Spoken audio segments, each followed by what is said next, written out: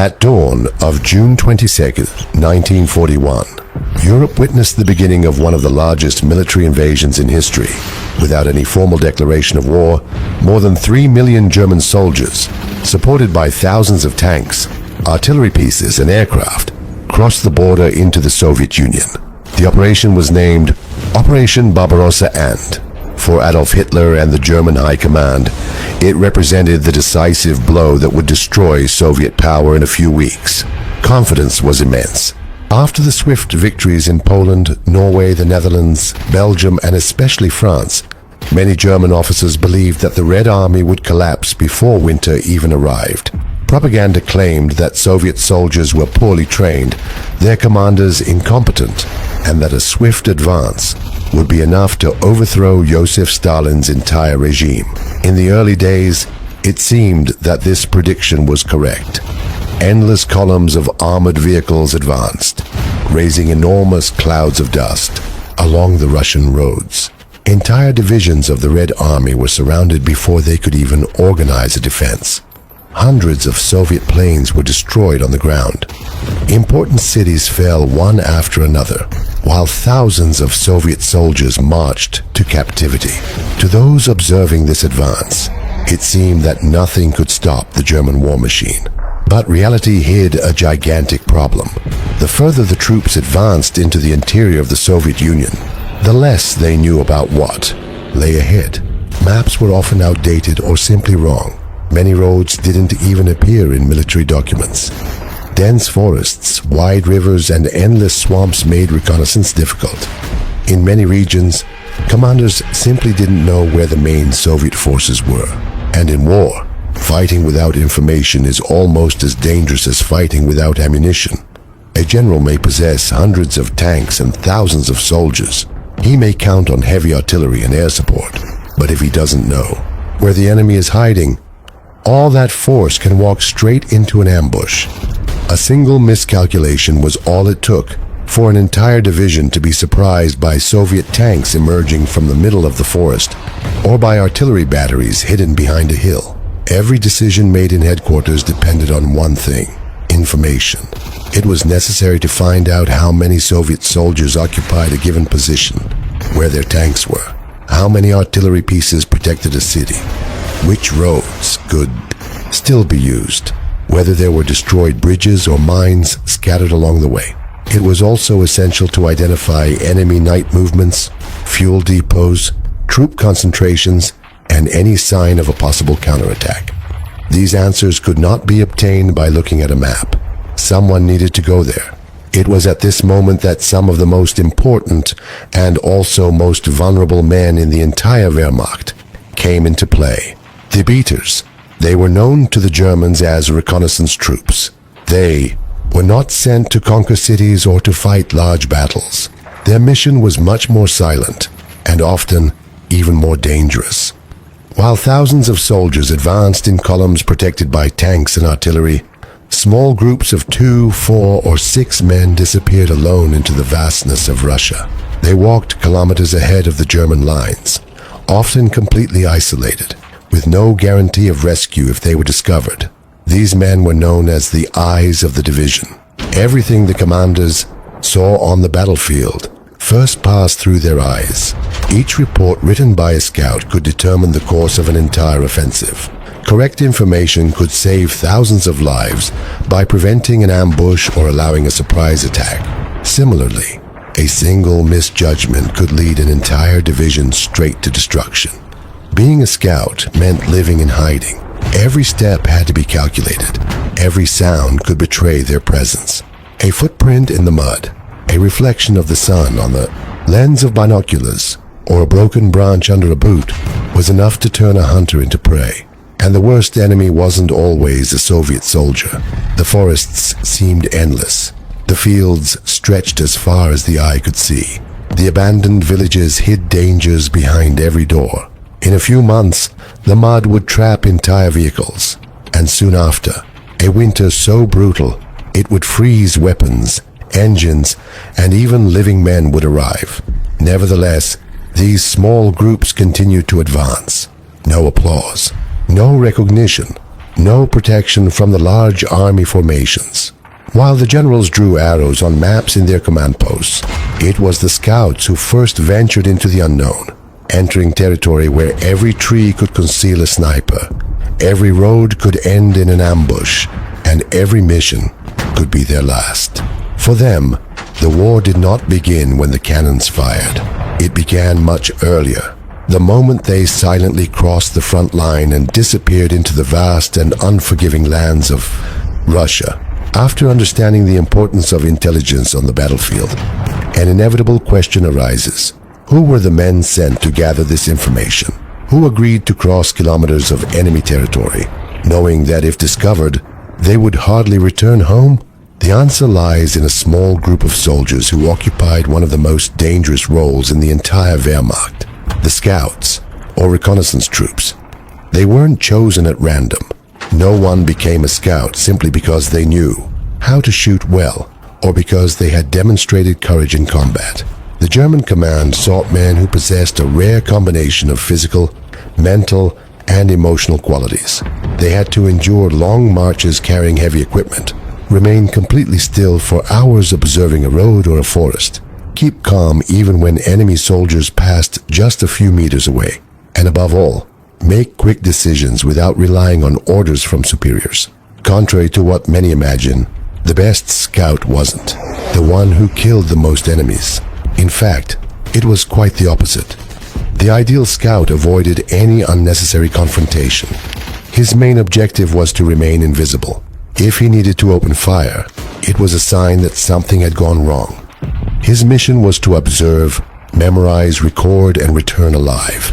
The information he carried could be worth far more than any victory in a small combat. Many of these men came from infantry units that had already demonstrated exceptional discipline and resilience. Some were experienced hunters before the war. Others grew up in rural areas of Germany and learned from an early age to follow animal tracks, identify footprints, move silently among trees, and notice small details that would go unnoticed by most people. These natural abilities became extremely valuable when adapted to the military environment. Before being sent on deep reconnaissance missions, they underwent intense training. They learned map and compass navigation, but were also taught to navigate using only the sun, stars, river courses, and even the growth of moss on trees when instruments failed. In a war where equipment could be destroyed, frozen, or captured, relying solely on technology meant taking an enormous risk. Memory was also a weapon. Often, scouts couldn't carry notebooks or take notes during a mission. If captured, any document could reveal German plans. Therefore, they trained to memorize enormous amounts of information. They needed to remember how many trucks they had seen passing by on a road, how many tanks were hidden in a particular forest, how many artillery pieces protected a position, and even details like the time the Soviets changed guard or lit campfires. In addition to navigation and observation, they received detailed instructions on camouflage. They learned to adapt their appearance to the surrounding environment. In summer, they covered their uniforms with branches, leaves, and dry grass. In winter, they wore white clothing that blended in with the snow. The glint of a metal button or buckle could reveal their position hundreds of meters away. Therefore, any reflective surface was covered or painted over. The equipment needed to disappear along with the man carrying it. Even their gait was different from that of an ordinary soldier. While an infantry company marched at a steady pace along the roads, the scout advanced slowly, observing every detail of the terrain. A simple wire stretched between two trees could trigger an explosive trap. An area where the snow seemed slightly sunken might conceal a mine. A sudden silence in a forest, where birds had previously been singing, often indicated that there were men hiding nearby. Over time, these soldiers learned to trust not only their own eyes, but also sounds, smells, and even the feeling that something was out of place. Another essential aspect was physical fitness. A reconnaissance patrol could walk dozens of kilometers in just one day, often carrying weapons, ammunition, binoculars, maps, radios, food, canteens, and survival equipment. The weight frequently exceeded 20 kilograms, and all of this needed to be transported silently, without leaving obvious traces. When necessary, they were also forced to crawl for hundreds of meters over mud, snow, or frozen ground to avoid being seen. But the real challenge wasn't the physical exertion, it was the psychological strain. Imagine remaining completely still for 6 or 8 hours, observing a road, knowing that any movement could give away your position. Imagine hearing Russian voices getting closer and closer, without knowing if those men will change direction or walk directly to where you are hiding. Imagine controlling your breathing, while an enemy soldier stops a few meters away to light a cigarette, completely unaware that someone is watching your every move. This type of tension accompanied the beaters practically every day. Unlike soldiers who fought in large units, they rarely had the sense of security provided by the presence of hundreds of comrades. Most of the time, they operated in small groups of 2, 4, or at most, half a dozen men. This meant there were no reserves waiting right behind them. If they were surrounded, it was unlikely anyone would arrive in time to rescue them. Each member of the patrol performed a specific function. Typically, there was a commander responsible for making quick decisions, a radio operator when the mission required communication with the rear, soldiers specialized in navigation, observers equipped with long-range binoculars, and men prepared to provide cover if it became necessary to escape under enemy fire. In certain operations, they also carried engineers capable of identifying obstacles, mines, or bridges suitable for the passage of German armored vehicles. The weapons they carried reflected the nature of their mission. The 98mm Carabiner K rifle remained extremely common due to its accuracy and reliability. Some patrolmen used MP-40 submachine guns, better suited for quick engagements in forests or villages. Pistols served as a last resort, and grenades were used only in desperate situations, when discretion had already been completely lost. Each shot greatly increased the chances of attracting Soviet reinforcements. Even food was part of the planning. The scouts carried dry rations that took up little space and could be consumed quickly, without producing smoke or requiring campfires. Lighting a fire behind enemy lines was practically an invitation to be spotted. On many occasions, they survived for days on only hardened dark bread, canned meat, military biscuits, and small amounts of chocolate distributed to provide energy. When supplies ran out, they had to improvise, feeding themselves on what they found along the way or the little they could obtain in abandoned villages, always running the risk of being discovered. Despite all this preparation, no training could replicate the reality of the Eastern Front. Instructors could teach survival, navigation, and combat techniques, but they could not fully prepare a man to traverse the endless forests of Russia, where cold, hunger, isolation, and constant fear would become inseparable companions. Each mission taught new lessons, many of them learned in the most cruel way possible. That is precisely why scouts earned a unique reputation within the Wehrmacht. They were respected not only for their courage, but for their discipline and ability to remain invisible where other soldiers could never survive. They knew they were not fighting for personal glory. Their work rarely appeared in official communications or newspapers of the time. Almost no one knew their names. However, many of the great German offensives were only possible because, days before, small groups of scouts had risked their lives to discover exactly what awaited them beyond the next hill, the next forest, or the next village. And as the war progressed deeper into the Soviet Union, these missions would become increasingly longer, more dangerous, and far more deadly. Soon, these men would leave the relative safety of German lines to cross territory where every kilometer traveled increased the chances of never returning. The true life of a Wehrmacht scout began long before the first shot was fired. It began in the absolute silence of the early hours of the morning, when most soldiers were still trying to rest in makeshift trenches or field shelters. While the rest of the division prepared for another day of advance, a small group received a very different order. They would not march alongside the thousands of infantrymen. They would not be protected by tanks or artillery. From that moment on, they would be completely alone. It was common for the mission to be given just a few hours before departure. An officer would gather the patrol commander in a dimly lit tent or inside a command vehicle. On an improvised table, worn maps were laid out. With a pencil, the officer would mark roads, rivers, forests, and small villages that needed to be investigated. Then, he would specify the main objective: to locate Red Army concentrations, discover if there were hidden tanks, identify artillery positions, check the condition of bridges, or monitor the movement of Soviet troops. The instructions were clear, but also terrifying. The patrol was to avoid any combat. It didn't matter how many enemies they encountered along the way. The absolute priority was to return with information. A report delivered at the right time could save thousands of German soldiers. Conversely, a destroyed patrol meant that an entire division would advance practically blindly. After receiving the orders, an almost ritualistic preparation began. Each man carefully reviewed his equipment. Weapons were disassembled, cleaned, and reassembled to ensure they would function flawlessly. Ammunition was counted one by one. Canteens were filled. Compasses were checked several times. Binoculars, maps, compasses, knives, grenades, first aid kits, and small rations were distributed evenly among the team members. Everything needed to be organized to avoid any noise during the march. Even small details could mean the difference between life and death.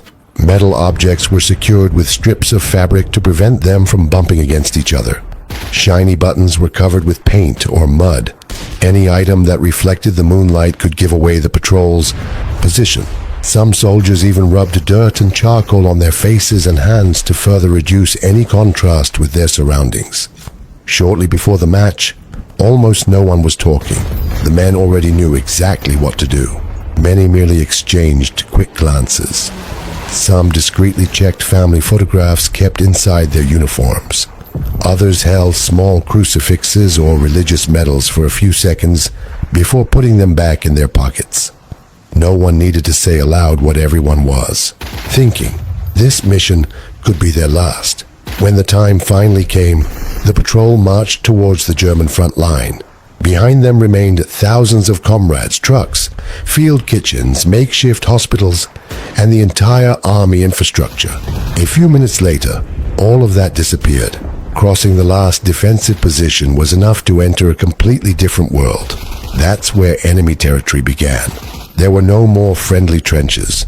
There were no medical posts waiting just behind. No tanks would appear to offer cover. If something went wrong, those men would depend solely on their own experience and the trust they had in each other. The first few kilometers were covered slowly. Every step was calculated. The man in the lead carefully examined the terrain before advancing. A seemingly empty field could hide anti-personnel mines. A mound of earth could conceal a machine gun nest. A simple bush could hide a Soviet observer wearing camouflage clothing. The Russian landscape seemed endless. Vast fields stretched to the horizon. Dense forests completely blocked the view. Small streams cut through the terrain, forcing the patrol to seek safe places to cross without leaving a trace. In many sections, the vegetation was so dense that the group advanced only a few meters per minute. The silence was almost absolute. No man spoke. When it was necessary to give an order, they used gestures previously agreed upon during training. A simple hand movement could mean stop, get down, enemy ahead, or immediate retreat. Even breathing seemed heavier in that environment where any sound could betray their presence. The greatest enemy was not always what they could see. At every moment, the patrol commander imagined what might be hidden beyond the next hill or behind the next row of trees. A Soviet patrol could appear unexpectedly. A sniper might have been observing through the telescopic sight for several minutes. A group of partisans might silently follow the Germans' every move, waiting only for the ideal moment to attack. This uncertainty wore down the mind far more than any combat. Hours could pass without absolutely anything happening, but it was precisely this constant silence that heightened the tension. The mere crack of a dry branch under a boot was enough to make everyone freeze instantly. The distant bark of a dog was enough to raise the question, was it just an ordinary animal or a dog trained to locate intruders? As they advanced, the scouts observed everything. They analyzed tire tracks left in the mud to find out if heavy vehicles had recently passed by. They counted footprints in the snow or damp earth to estimate the size of a Soviet unit. They searched for remnants of still-hot campfires, ammunition cartridges, food packaging, and any abandoned object that might indicate the recent presence of the enemy. Even seemingly insignificant details received attention. A broken fence could indicate the passage of military vehicles. Newly felled trees suggested the construction of defensive positions. Smoke rising discreetly from the treetops could reveal hidden field kitchens. The scout learned to transform small clues into a complete picture of the battlefield. After hours of walking, the group finally reached a small rise covered in bushes.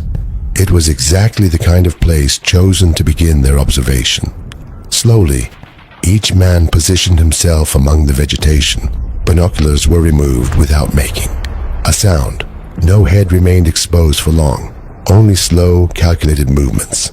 Ahead, a dirt road cut through the landscape. For several minutes, nothing happened. Then, in the distance, a small cloud of dust began to rise. Little by little, Soviet trucks appeared on the horizon, followed by carts, marching soldiers, and soon after, the first tanks. The scouts didn't fire a single shot. They only observed. They counted each vehicle, identified the armored vehicle models, estimated the number of men, and memorized the direction the column was taking. This was exactly the type of information that the German commanders were hoping to receive. But continuing to observe meant taking a huge risk. The longer they stayed in that spot, the greater the chances that someone would notice a small reflection of light, a different shadow among the bushes, or even an almost imperceptible movement. And it was at that moment that the men on patrol realized a truth that would stay with them throughout. The war. Getting behind Soviet lines was difficult. Staying alive long enough to return would be much more important. After recording the first movements of the Red Army, the patrol couldn't simply turn back. The mission was only beginning. The orders were clear. Keep advancing to discover what lay beyond those columns of soldiers. The German commanders wanted to know where the Soviets were concentrating their forces, how many armored vehicles remained hidden, and most importantly, if a major counterattack was being prepared. Each kilometer traveled took those men further away from the safety of the German lines. Now, there was no longer any possibility of quickly calling for help. If they were discovered, they would be completely surrounded in enemy-controlled territory. Their only hope would be to escape using their own experience, because no one would be able to reach them in time. The interior of the Soviet Union seemed endless. Unlike the paved roads of Western Europe, much of Russia consisted of vast open fields, endless forests, rushing rivers, and isolated villages separated by miles of vegetation. For a small reconnaissance group, this landscape was as beautiful as it was terrifying. During the day, the horizon seemed endless. At night, however, everything changed. The darkness transformed trees into menacing silhouettes. The wind made the branches sway unsettlingly. Any shadow seemed to conceal an armed man. Often, the scouts themselves had difficulty distinguishing between a tree trunk and a soldier standing watching in the distance. They soon learned that, in that environment, danger almost never made a sound. The Russian forests were one of the most feared places for German soldiers. Some were so dense that sunlight could barely penetrate their canopies. The thick vegetation reduced visibility to just a few meters. There, an enemy could remain hidden for hours without ever being seen. It was the perfect terrain for ambushes. The Soviets knew those forests far better than any invader. Many soldiers had grown up in the region. They knew where hidden trails, streams, swamps, and small clearings had been used for generations by the locals. The Germans, on the other hand, relied on often incomplete maps and their own navigational skills. Each tree looked exactly like the previous one. It was easy to completely lose your sense of direction. In numerous accounts from the war, Entire patrols spent hours walking in circles without realizing it. A small navigational error was all it took for trained men to end up completely disoriented in the middle of the forest. And the longer they remained there, the greater the chances of being found. But the forests weren't the only problem. The villages scattered throughout the Russian countryside presented another enormous challenge. At first glance, many of these small villages seemed abandoned. Simple wooden houses stood with their doors open. Wheelbarrows lay overturned in the yards. Chickens roamed freely among broken fences. In some places, smoke still slowly rose from the chimneys, giving the impression that the residents had left only a few hours before. However, this calm appearance deceived many soldiers. The scouts never knew if those houses were actually empty. Behind a dark window, a Soviet sniper might be waiting patiently. A seemingly abandoned barn could conceal weapons, ammunition, or an entire group of soldiers resting before continuing their journey. Some families remained on their properties even during the fighting. Others collaborated with the Soviets, providing food, shelter, and information about any German movements. It was impossible to know who to trust. Not all civilians hated the Germans. In some regions, especially in the first months of the invasion, part of the population saw the invaders as liberators from the Soviet regime. But this situation varied enormously from one locality to another. In many places, it only took a single resident recognizing the presence of the patrol for the entire region to be alerted within minutes. A simple ring of the bell, the persistent barking of a dog, a child running along a dirt road. Any small detail could reveal that there were Germans hiding nearby. Therefore, the scouts avoided entering the villages whenever possible. They preferred to observe them from a distance using binoculars. They counted how many carts arrived, how many military trucks left, how many soldiers could be seen walking through the streets. Only in absolutely necessary situations did they approach the buildings. Even so, they did it slowly. One man walked ahead, watching the doors and windows. Another covered the back of the houses. The others remained attentive to the surrounding fields. No movement was made without planning. As they advanced through the Russian interior, another detail caught the scouts' attention. War was everywhere. Many farms had been destroyed by the bombings. Trees were felled by artillery shrapnel. Burned-out truck carcasses lay abandoned on the sides of the roads. Dead horses began to rot beside destroyed carts. The smell of decomposition mingled with that of damp earth, smoke, and gunpowder. In some places, the silence was so profound that it seemed impossible to believe that thousands of men were fighting in that region. Then, suddenly in the distance, the sky trembled. The deep sound of artillery echoed for dozens of kilometers. A few seconds later, a new series of explosions made the ground vibrate beneath the patrol's feet. Even far from the main battle line, those men were never truly far from the war. As they advanced, they began to find increasingly clear signs of the Soviet presence. Recent footprints marked the mud. Cigarette butts were still smoldering. Empty tin cans had been abandoned next to the trees.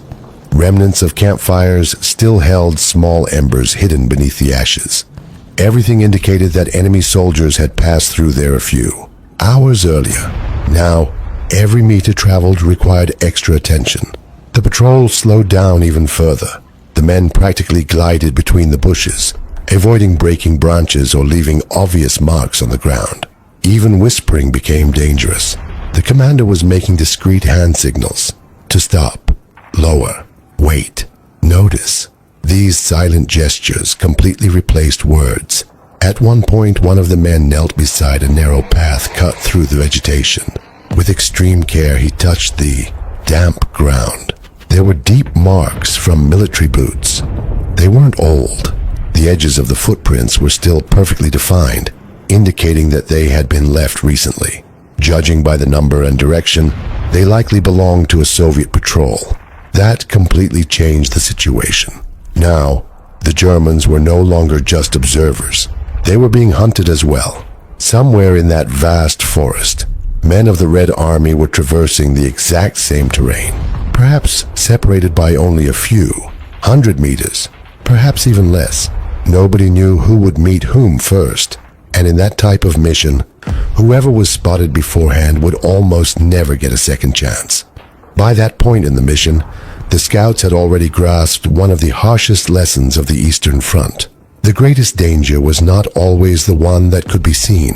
More often than not, the true enemy remained completely invisible. They weren't marching towards a clearly defined battle line.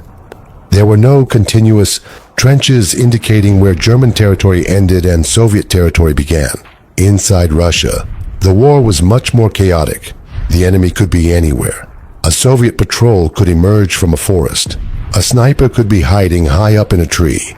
An artillery observer could track all the patrol's movements through binoculars, preparing a bombardment without the Germans even noticing. It was a battle of patience, a war in which whoever saw it first survived. The scouts began to walk even more slowly.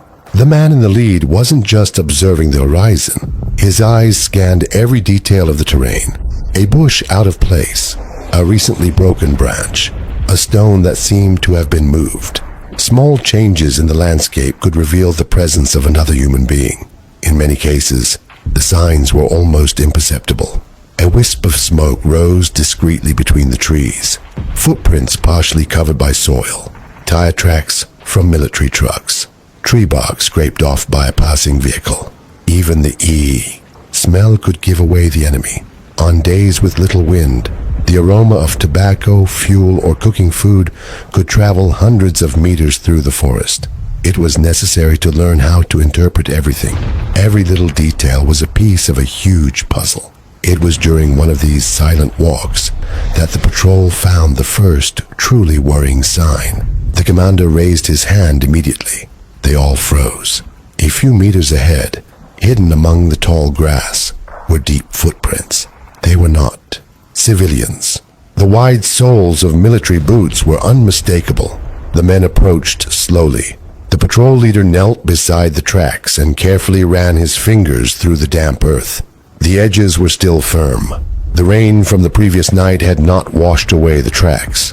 This meant only one thing. Whoever had passed by was very close. The patrol completely changed its formation. Now they advanced even further apart.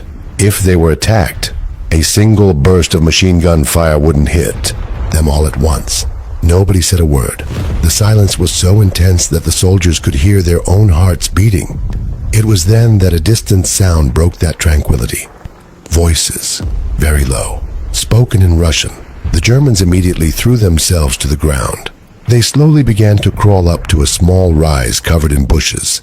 Moving only a few centimeters at a time, they were able to see through the vegetation. A Soviet patrol was walking on the other side of the clearing. 5 men, all armed. They followed attentively, carefully observing the terrain. They didn't seem relaxed. They were also looking for something. Perhaps they were specifically looking for the Germans. The scouts remained completely still. No finger pulled the trigger.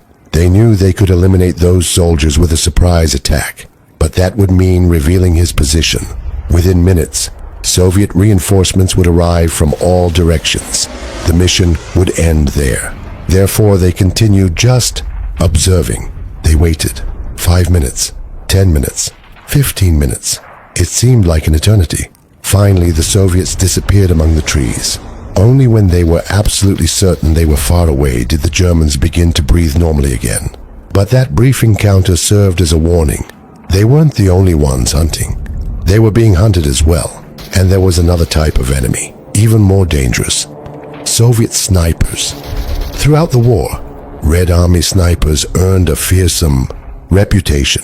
Many were trained before the conflict to hunt in forests and survive for days completely hidden. Some remained motionless for more than 20 hours, waiting for just an opportunity to shoot. The German scouts feared these men more than anything else.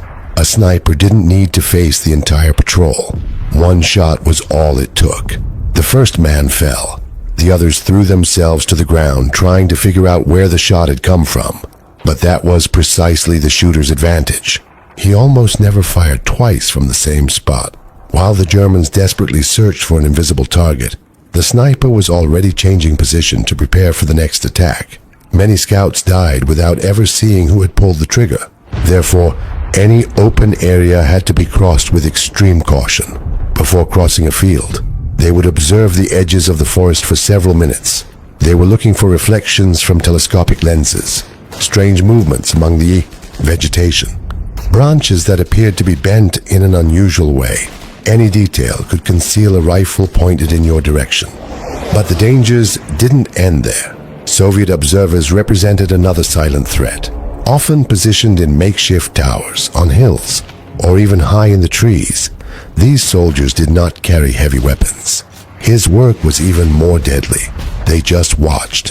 When they located German troops, they used radio or field telephones to immediately inform the artillery batteries. A few minutes later, the bombing began. Without even seeing the enemy, dozens of projectiles could fall precisely on the position where the patrol was hiding. It was a quick death, violent. It was completely unexpected. As if all that wasn't enough, there was one last adversary who spread genuine terror among the German soldiers, the partisans. Unlike the Red Army, they did not wear standardized uniforms. During the day, they might appear to be simple farmers working in the fields. At night, they transformed into experienced fighters. They knew every road, every river, every bridge, and every hidden trail in the region. They knew exactly where to set up ambushes. They knew which trees offered the best cover. They knew where a small German group would be forced to go, and they waited patiently. For a Wehrmacht scout, the partisans were extremely difficult to identify. Any man seen carrying firewood could be armed. Any car transporting food could be hiding explosives. Any child running through a village could be carrying messages to fighters hiding in the forest. This uncertainty was slowly consuming the minds of the scouts. They began to distrust everything, from each window, from each barn, from each bridge, from each distant movement. The further they ventured into the Russian interior, the more they realized that warfare there obeyed completely different rules than those taught in military academies. There was no safe front. There was no protected rear. There was no rest. There were only kilometers of hostile territory, where unseen enemies watched the patrol's every move, and just one mistake would be enough, so that the hunter would definitively become the prey. Up to that point, the scouts had survived thanks to discipline, silence, and the ability to remain invisible. But all that tension had a single purpose. They weren't behind Soviet lines to fight. They weren't there to conquer territory or destroy enemy positions. Their mission was far more important than that. They needed to find the Red Army. It seems like a simple task when we look at a map of World War II. The large arrows drawn in history books give the impression that both armies always knew exactly where the enemy was. But the reality of the Eastern Front was completely different. The Soviet Union was gigantic. The distances were almost impossible to imagine. Between one city and another, there could be dozens of kilometers of forests, rivers, agricultural fields, and practically deserted dirt roads. In many sectors of the front, German commanders simply had no idea what was happening a few kilometers ahead of their positions. This lack of knowledge was extremely dangerous. A Soviet armored unit could remain hidden for days within a dense forest. An entire division could move through the night without being detected. Artillery batteries could be camouflaged so effectively that reconnaissance planes would fly overhead without noticing their existence. That was precisely why scouts were sent so far away. Each patrol carried a list of questions they needed to answer before returning. How many Soviet soldiers occupied a given region? Were there fences? How many? Which model? Were there anti-tank guns protecting the road? Were there trucks transporting fuel? Were the bridges intact, or were they prepared for destruction? The Soviets were retreating or preparing an attack. These answers determined the fate of thousands of men. After several days of marching through enemy territory, the patrol finally reached a small chain of hills covered in pine trees. The commander carefully chose a high point from which it was possible to observe an important road that crossed the valley. That's where one of the most delicate parts of the mission began.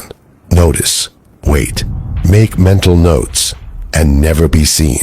The men dug small depressions in the ground, just enough to conceal their bodies. They covered their helmets with branches and leaves. They stretched out makeshift camouflage nets using vegetation gathered from the site itself. After that, time seemed to stand still. The hours passed slowly. The sun was crossing the sky. The heat was increasing. The insects began to attack mercilessly. Mosquitoes landed on my face. Flies were crawling on their hands. Ants were climbing up the sleeves of the uniform. Even so, no one could make a sudden movement. Scratching one's face could give away the entire patrol. It was necessary to endure the discomfort in absolute silence. Finally, shortly after noon, the first movement emerged. Far in the distance, a small column of dust began to rise above the trees. The commander slowly adjusted the binoculars. First came the motorcyclists. Trucks were coming right behind them. Then came horse-drawn carts. Further back, tanks. Many tanks. The scouts immediately began counting. 1, 2, 5, 10, 15. It wasn't enough to know that armored vehicles were passing by.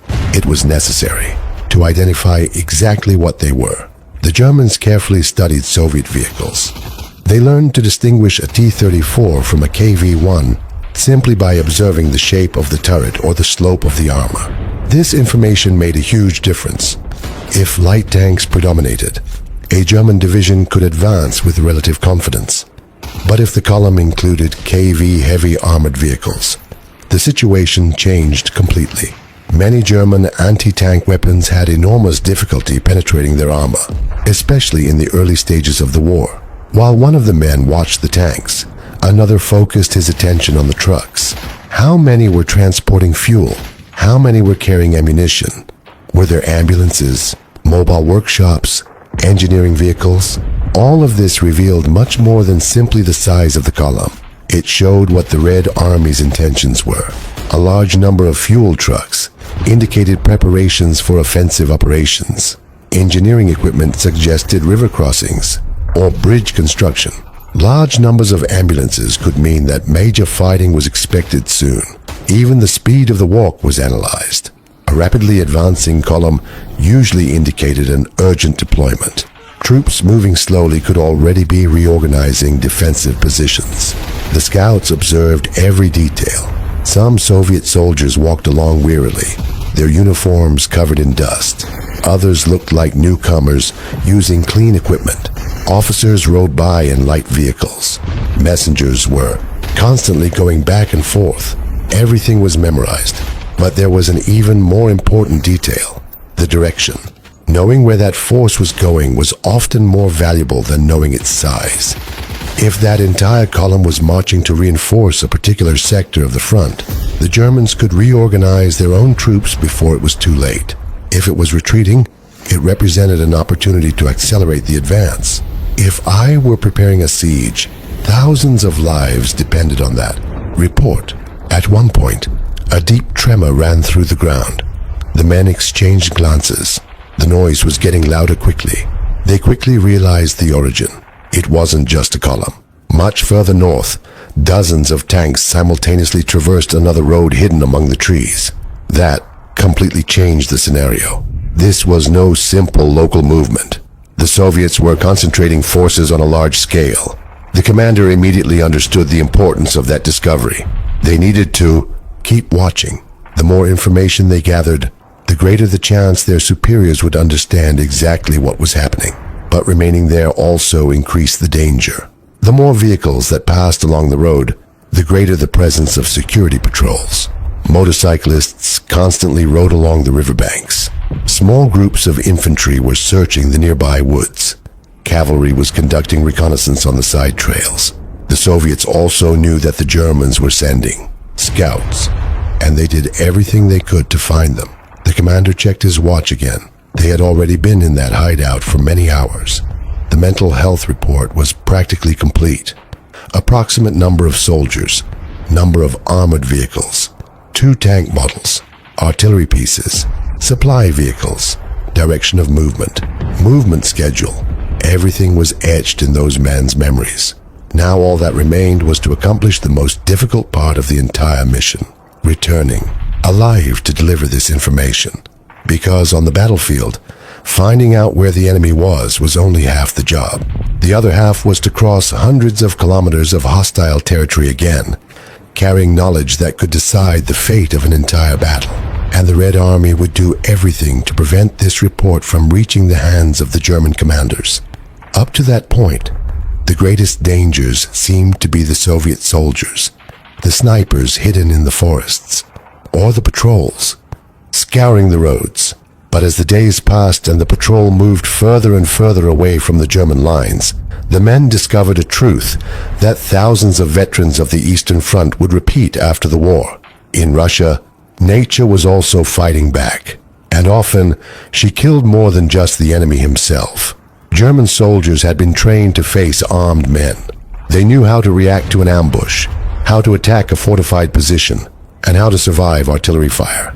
But no one could fully prepare a human being to face a territory as vast, unpredictable, and merciless as the interior of the Soviet Union. Each season seemed to completely transform the battlefield. In the summer, the heat was stifling. Under an almost cloudless sky, the temperature could rise rapidly during the day.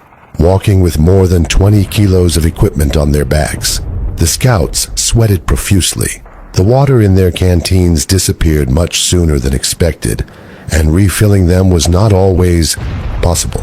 Many streams were contaminated by dead animals or the bodies of soldiers fallen during combat. Drinking that water meant risking contracting diseases that could incapacitate a man in a few days.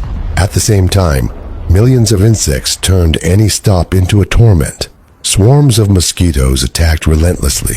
They got into eyes, ears, and even inside clothing. The bites covered arms, neck, and face, causing an almost unbearable itch. But the scout couldn't react. A simple slap to shoe. A mosquito could produce the movement a Soviet observer was waiting for to pinpoint his location. The flies were equally constant. They landed on food, equipment, and wounds. Any small cut acquired during a hike became an open door for infection. Without access to hospitals and operating far from any medical post, a seemingly insignificant injury could turn into a serious problem a few days later. When summer ended, a new enemy emerged, a famous Wehrmacht, the mud season. German veterans quickly learned to fear those few weeks as much as a major Soviet offensive. The first rains transformed dirt roads into veritable rivers of mud. Fields that were once firm disappeared under a thick layer of mud that seemed endless. Trucks got stuck up to their axles. Horses sank while trying to pull carts loaded with ammunition. Even the mighty German tanks frequently got stuck, spinning their tracks without being able to move forward. For the scouts, walking became an exhausting effort. Each step seemed to pin the boots to the ground. The mud gripped their feet so tightly that some soldiers needed to use both hands to lift a leg off the ground. Within minutes, their boots weighed several extra pounds due to the accumulated mud. In addition to the physical strain, another problem arose. The tracks. Each footprint left in the mud remained visible for a long time. An experienced Soviet patrol could follow those tracks for miles, reconstructing exactly the path taken by the key Germans. Therefore, scouts often had to abandon easy trails and walk over rocks, roots, or denser vegetation to hinder any pursuit. But nothing compared to winter. As the months went by, the wind grew colder and colder. The first frosts covered the fields during the early morning hours. Small streams began to freeze at their banks. The men knew what that meant. The real Russian winter was coming, and he made no distinction between Germans and Soviets. When temperatures plummeted to tens of the degrees below zero, breathing became painful. The icy air burned the lungs with every breath. Beards and hair quickly became covered in thin layers of ice, formed by the vapor of their own breath. Their hands were a constant source of suffering. Even wearing thick gloves, my fingers would begin to lose feeling after just a few minutes exposed to the intense cold. Pulling the trigger of a rifle, adjusting binoculars, or simply opening a backpack required enormous effort. Their feet suffered even more. Wet boots would freeze overnight. The following morning, Many soldiers had to beat their footwear against rocks just to soften the leather, which had been hardened by the ice. Walking for hours in these conditions often resulted in frostbite on their toes. In the most severe cases, the only solution was amputation. But a scout lost behind enemy lines had no access to surgeons. There, severe frostbite often meant a death sentence. The weapons were also starting to malfunction. The oil used to maintain the rifles became thick like glue. Bolts jammed. Machine guns stopped working just when they were most needed. The soldiers quickly learned that a perfectly clean weapon could become completely useless after a few hours of extreme cold. Radios suffered from the same problem. The batteries discharged much more quickly. On several occasions, entire patrols completely lost contact with their units simply because the cold destroyed the communication equipment. No radio, no reinforcements, without any possibility of asking for help. The feeling of isolation grew even stronger. As if the cold wasn't enough, the snow completely transformed the landscape. At first glance, it seemed to offer some advantage. The white winter uniforms provided excellent camouflage. But soon, a much more serious problem arose. Each step left a perfectly visible mark. A patrol could hide for hours behind a snow-covered hill. However, it only took walking a few meters to create a white trail, marked by deep footprints. Following those tracks was extremely easy. Several German patrols were located in exactly this way. Furthermore, walking became much slower. In some sections, the snow reached knee-deep. In others, it concealed holes, fallen tree trunks, and small frozen streams. A single misstep could send a man sinking up to his waist, or shatter the thin ice covering a body of water. The freezing water immediately soaked into the boots and trousers. If I couldn't dry the clothes quickly, the cold would do the rest of the work. Many men have died this way. Without ever firing a single shot, another silent enemy was the wind. Across the vast Russian steppes, the wind blew without hindrance. Cutting gusts pierced clothing, quickly robbing the body of heat. During snowstorms, visibility could drop to just a few meters. The horizon disappeared completely. Sky and ground merged into a single white mass. It was easy to completely lose your sense of direction. On several occasions, patrols have disappeared during these storms. Some were found days later, frozen exactly where they had tried to rest for just a few minutes. Others were never seen again. But perhaps the cruelest effect of nature was the one that could not be seen.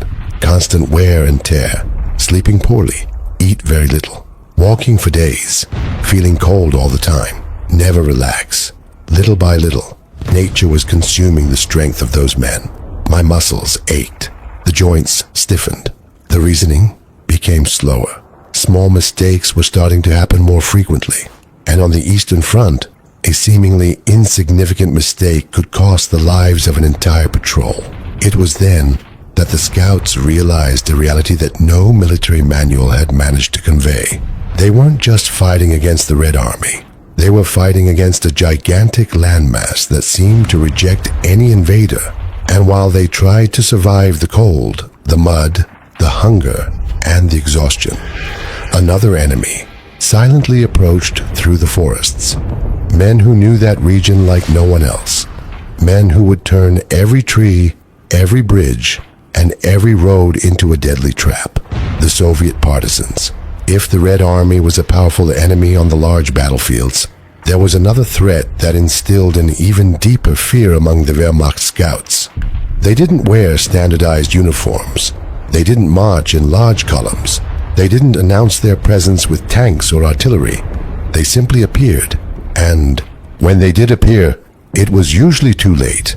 These men were the Soviet partisans.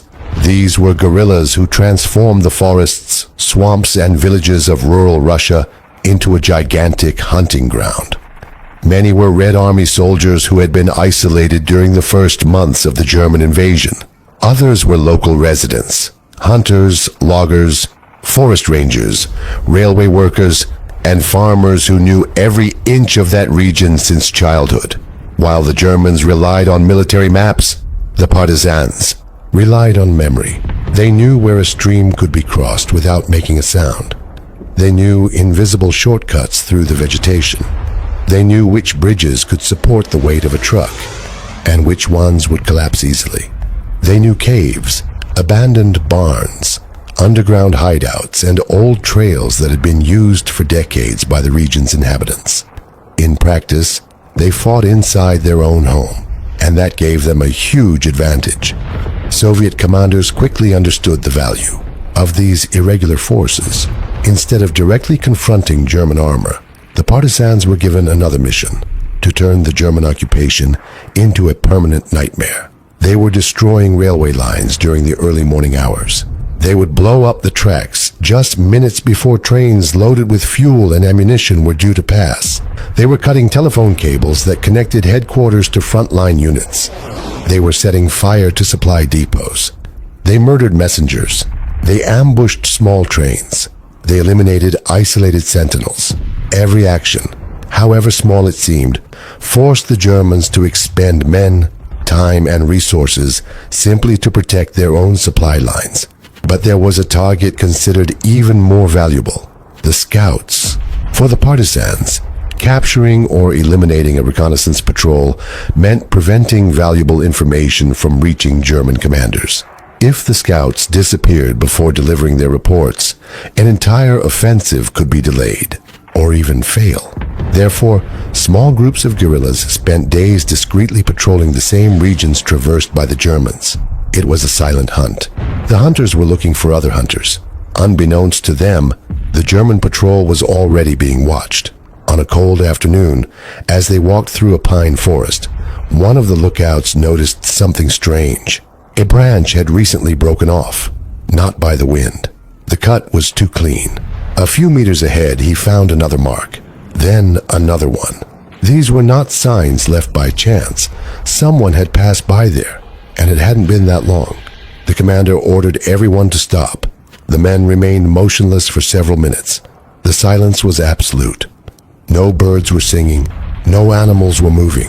Veterans of the Eastern Front learned to distrust precisely this type of silence. When an entire forest seemed to hold its breath, there were almost always men hidden among the trees. The patrol immediately changed its route. Instead of following the main trail, he began to slowly advance through an area of much denser vegetation. It was a difficult path. The branches scratched his face. The backpacks were constantly getting caught in the bushes. Progress has become extremely slow. Even so, it was better to lose a few hours than to walk directly into an ambush. The partisans preferred to attack precisely in locations where the terrain limited escape options. Narrow bridges, tight curves, gorges, trails surrounded by dense vegetation. There, all it took was opening fire from 2 or 3 sides at the same time to turn any retreat into despair. As they advanced, the Germans began to find increasingly clear signs of the guerrillas' presence. Small campfires carefully extinguished, food scraps hidden under leaves, footprints that mysteriously disappeared into rocky terrain. Everything indicated that people had been living in those forests for a very long time. This was no ordinary patrol. It was an organized network. That night, the scouts decided to call off the march. But even during rest, there was no peace. Lighting a bonfire was out of the question. The smoke could be seen for miles around. Furthermore, the smell of burning wood would immediately give away their location. So the men remained lying among the trees, covered only by blankets and branches. They ate in silence. Stale bread, a small piece of canned meat, a few sips of water, nothing more. No one was sleeping soundly. There was always someone on watch. Each hour, another member took over the observation. The darkness seemed to hide thousands of eyes. Any snap of a branch would send a hand instinctively reaching for the rifle. The wind was shaking the pine trees. Shadows shifted positions. In the distance, the howls of wolves could be heard. But, interestingly, the animals weren't the biggest cause for concern.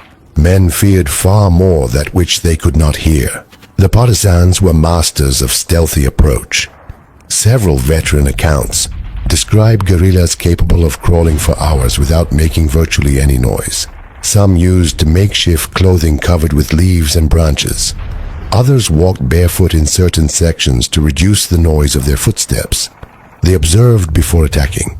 They studied their targets. They were waiting for the perfect moment. At dawn, the patrol resumed its journey. Shortly after, he found a narrow road cutting through the forest. It seemed empty. Even so, nobody crossed immediately. The commander carefully analyzed the terrain with the binoculars. Everything seemed normal. Absolute silence. No movement. Still, something caught his attention. The vegetation on both sides of the road appeared remarkably untouched. Too good. As if no one had passed by there for days. It was strange. One of the men crawled slowly to the side of the road. He looked at the ground. That's when he noticed an almost invisible detail. A thin metallic wire discreetly crossed the path, hidden beneath dry leaves. It was attached to a grenade just a few more steps, and the entire patrol would have been hit by the explosion. No one needed to say anything. Everyone understood immediately. The partisans already knew there were Germans in the region, and they had begun to prepare the ground. The trap was carefully deactivated. But that was just a warning. If there was a trap, there were probably others. From that moment on, the mission was no longer just to observe the Red Army. Now, every tree could hide a guerrilla fighter. Every road could conceal explosives. Each bridge could have been poised to collapse. The scouts no longer only patrolled enemy territory. They walked through a territory where the environment itself had been transformed into a weapon. And, unbeknownst to them, the partisans continued to monitor the patrol's every move, waiting only for the moment when a small mistake would create an opportunity to attack. This mistake wouldn't take long to happen.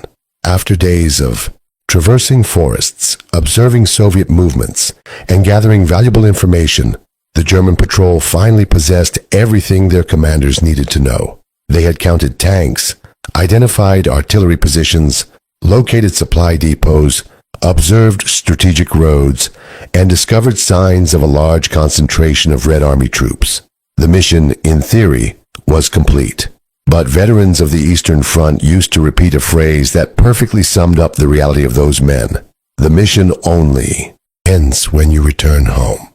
And it was precisely at that moment that the most dangerous part of the entire operation began.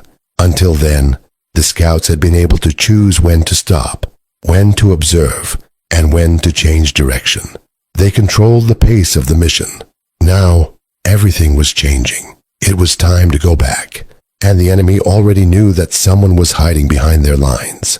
That morning, the group silently began their return journey. The commander had planned a different route than the one used on the way there, precisely to reduce the chances of encountering Soviet patrols. It was a basic rule of military reconnaissance. Never return exactly the same way. The enemy might be waiting. During the first few hours, everything seemed calm. The forest remained silent. The wind was blowing through the pine trees. The snow was falling under the boots.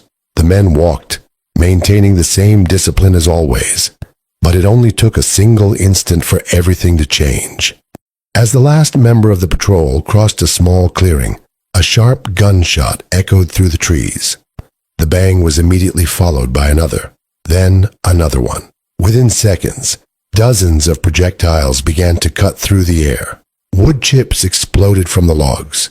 Branches were being torn off by the bullets. The snow raised small white clouds where the shots hit the ground. The patrol had been discovered. Nobody had time to think. Training took over. The men dove behind the nearest trees as they tried to identify where the fire was coming from. But that was precisely the problem. The shots came from several directions.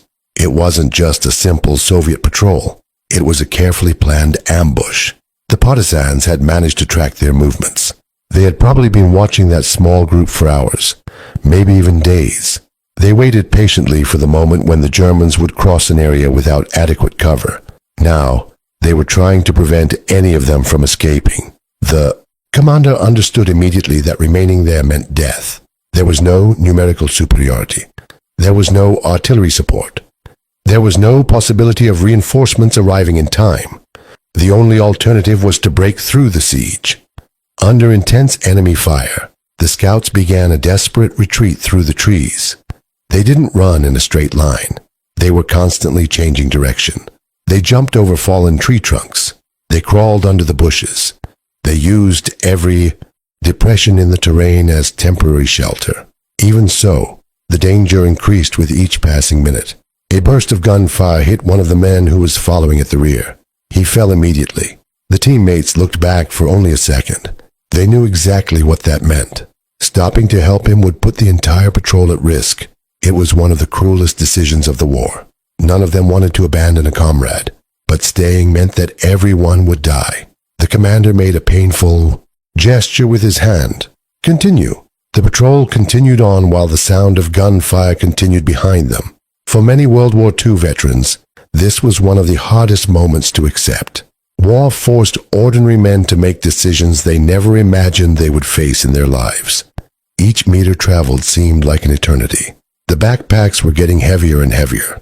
His heart was pounding wildly. Breathing burned in the lungs because of the intense cold. The muscles no longer responded as quickly. Days of marching, hunger, and little rest were finally beginning to take their toll. But the worst was yet to come. The Soviets initiated the persecution. Infantry patrols advanced rapidly along the trails. Partisans were trying to cut through known routes to get ahead of the Germans. From time to time, new gunshots echoed through the forest. The scouts no longer had time to carefully observe the terrain. Now they were simply running to survive. The hours turned into days.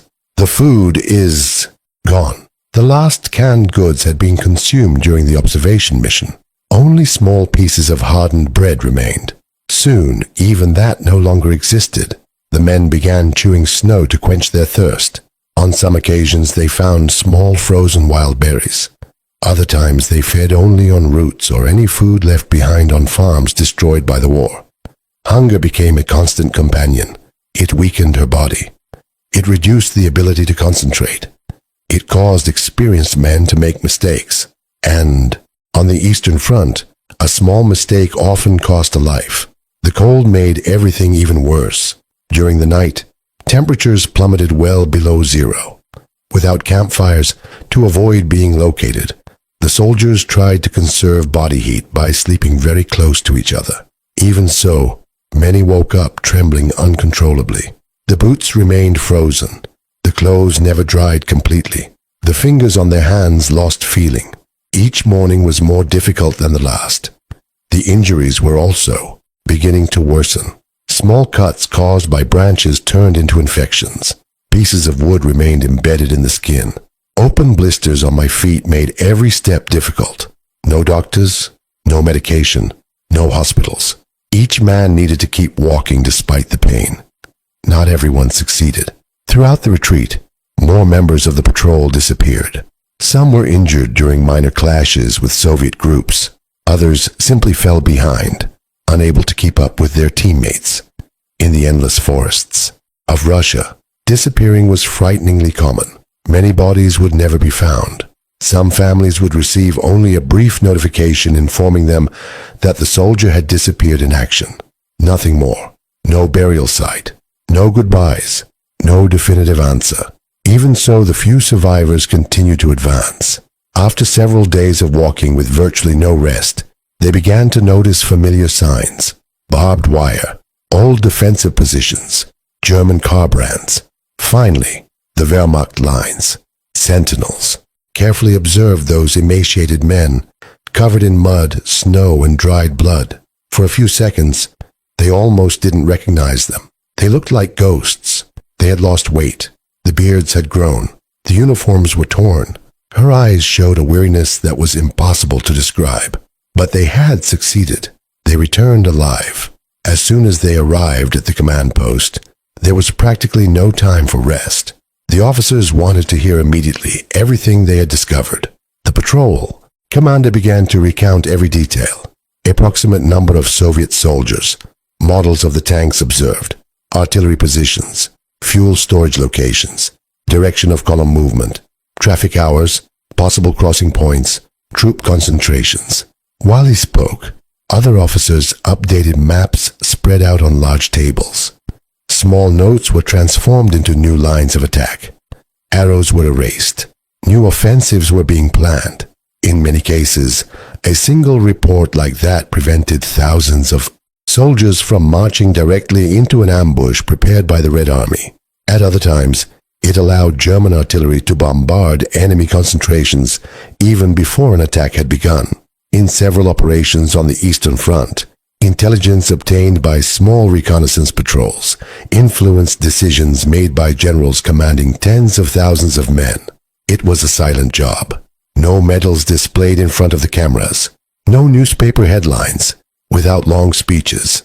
History books often mention the names of the marshals, generals, and commanders responsible for the great battles, but they almost never mention the men who walked alone through the Russian forests to obtain the information that made these operations possible. And perhaps that is the greatest irony of war. While some became famous for winning gigantic battles, others risked everything without expecting any recognition. For a Wehrmacht scout, true victory was never about destroying a tank, conquering a city, or eliminating a large number of enemies. The greatest victory was simply managing to returning after traversing hundreds of kilometers through hostile territory, to return after facing temperatures capable of freezing men alive, returning after escaping partisans, snipers, and Soviet patrols, to return after watching companions disappear forever among snow-covered trees. Many never managed to make that journey back. Their names disappeared along with them, lost in the vastness of the Eastern Front. But their silent missions helped shape countless military operations and reveal one of the most dangerous, exhausting, and least known aspects of World War II. Because in the vast forests of Russia, war was rarely decided solely by large armies.